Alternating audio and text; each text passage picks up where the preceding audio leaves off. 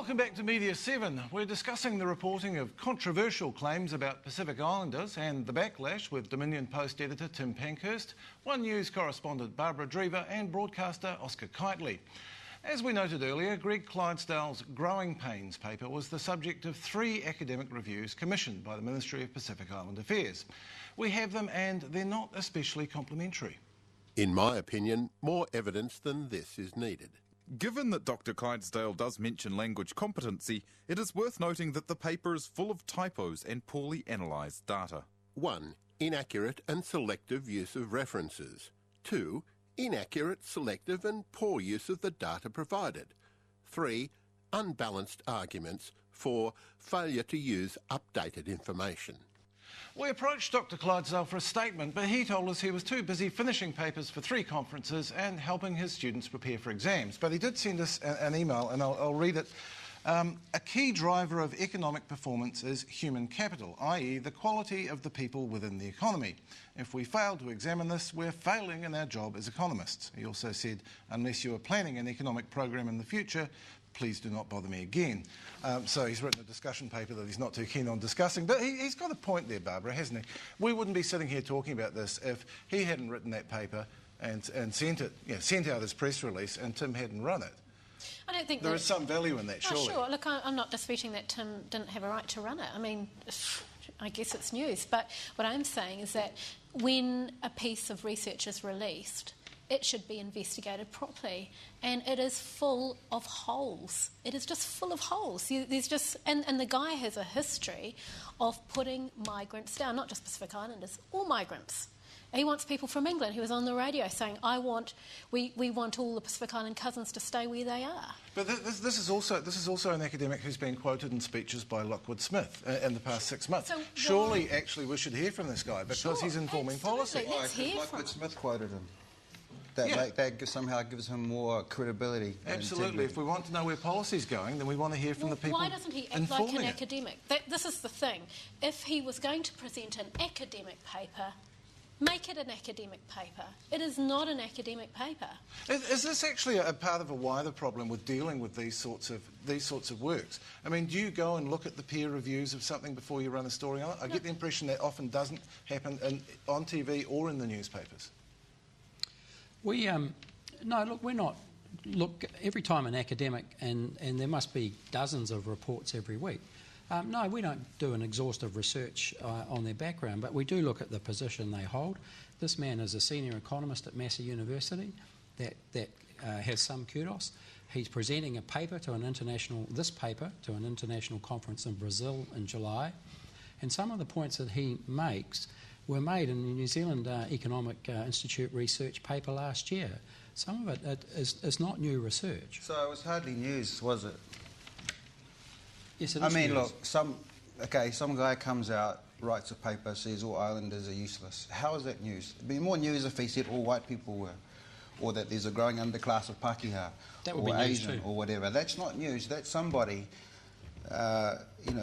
you can see their prejudices making statements. Have you read the paper, Oscar? I started reading it and then I thought, I'm never going to get this time in my life back. And I just didn't want to, because which is a witty response. But surely, if you're going to be continuing this guy, if you're going to be calling him a racist, no, I'm not calling him a racist. I don't know him well enough to call him a racist, but I think his paper's findings are racist because he is, under the guise of an academic paper. He's telling us to stay at home. He's telling us not to come to New Zealand. He's saying that we're fertile, over-fertile, and that we're creating an underclass. And I'm just sick of it. And he's not backing it up. Last election it was the Middle Eastern immigrants. The election before it was the Asian immigrants. 75 it was the Islanders. I'm thinking, we've had 2 groups since the Islanders. They'll pick on someone else this time. No, it seems to be a cycle. I think we're starting back down. Actually, if you read the paper, I mean, I think you pointed out Clydesdale is a sceptic on immigration, and the paper itself, and its length, looks at all kinds of immigration and from all destinations.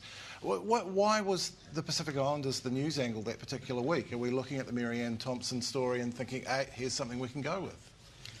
I don't see it in a wider political context. I don't see it in the context of this year's general election or you're choosing to show an inflammatory clip from way back in 1975 and somehow link what we did to that, which is... I don't think the two were that far apart. I think the interesting thing is the difference in reaction to 2008, to be honest. Well, I guess we'll disagree on that one. How do we... I mean, you two are of the view that there's a problem in the reporting of Pacific Island people in New Zealand, and probably in particular in Auckland. How do we improve that? I mean, if you look at the editor of the New Zealand Herald, Tim Murphy is part Tongan. Doesn't seem to be helping, does it? Do your research. Before you print a story. I don't have an issue with the first story that was printed, for the record, but I do have an issue with the fact that he has not been investigated since. See, investigate is the kind of word that Tim jumped on in his editorial. Reporting is not describing, which is what the Dominion has done so far. Which is fair. You've basically done a talking head story. You've done a he said, she said. Have you actually looked into this guy? Surely there's a call for a profile here. Maybe it's coming. I mean, he's turning up in political speeches now. Who is he? You got any plans for that? I think this story has got some way to run yet. And I think it's unfortunate that he isn't here tonight. I think it's unfortunate that he's gone to ground. But the sort of clobbering that you get when you put your head up, probably not surprising. Do you think there's anything in that, Oscar? I think I agree. If you're going to say those things, you should be prepared to back yourself and say why you said it and say all those things. And I think that's sort of adding to the inflamed nature of the debate. In terms of what can media do to report Pacific issues better, one is to not look at Pacific Islanders as issues. Just look at them as normal people, as just the same merits as any other news story. Just to look at TVNZ, I see there was a story on the Mulianga coroner's case, and Barbara was reporting, but they keyed her up as Pacific reporter. Why did they have to do that? It wasn't a Pacific story. Barbara was doing it because she was covering the story, but it made out like this issue of the Muliangas, that was a poverty story. That didn't need to be Pacificized at all. So, I don't know. I'm really surprised. But surely Barbara's on that story because you've got contacts in the community. To be fair, I was put on... I take Oscar's point, but I was put on the story because I'm the Pacific correspondent, and I did take to cover it right from the beginning, because it's an issue that it was a Pacific Island family, and I chose to do that story. Do you think we could do better, particularly in Auckland? I get the impression that we flatter ourselves on being the capital of the Pacific, and we really don't serve that community very well. I think one of the recent stories, I mean, it was a tragic story, that poor Chinese woman that was murdered, and little baby pumpkin taken to, in the story, and not once was there a mention of, any overtly Asian influence. It was just a really interesting news story that affected and touched all of us, and it was reported in that way. Do you have a policy on that, Tim? Because Oscar's right, that was very noticeable with that story, the Nguyen Shui story, that people did... It seemed like journalists were going out of their way not to say Chinese, they said New Zealander. Do you think about that in the newsroom? No, look, I don't think there was any specific policy there. I think it was just so obviously, that by their look, by their name, that these were Chinese. It was stating the obvious, and I guess in that case, it wasn't particularly relevant to that story in any case. Well, we are actually going to have to wrap up now, but I think we took this some way, and I think you're right. We're going to hear more from Mr. Clydesdale as the year goes on, once he's back from Brazil. So. Yes.